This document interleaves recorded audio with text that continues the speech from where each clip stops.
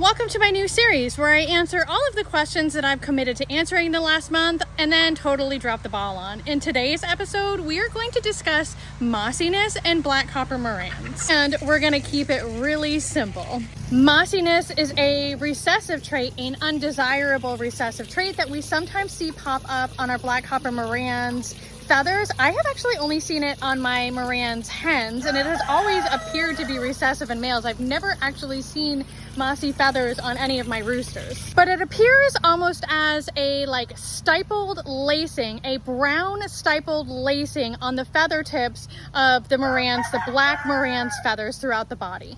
Sometimes it's evidence in chicks, sometimes we see it in older hens. Here are some pictures of what I've seen in my birds before. Now, when I did have this experience with my birds, I had tried to integrate new stock into my black copper Marans, and with this new stock came the popping up of mossiness within my chicks and my flock. I was newer to Marans then, and I definitely had no experience with mossiness, so it wasn't until closer inspection, which seems so silly in retrospect, that I noticed that this hen had really heavy mossiness as a full-grown hen. It doesn't always work out this way. Sometimes chicks, we can see some mossiness in our chicks, and by the time they go through their first couple molts, it molts out. So seeing mossiness in chicks is not a direct reason for a hard cull, but seeing mossiness in full-grown chickens, full-grown black copper Marans, in my opinion, is a reason not to use them breeding going forward. So this lady was immediately removed from any of my breeding programs, as was the cockerel I was using, because remember, mossiness is a recessive trait,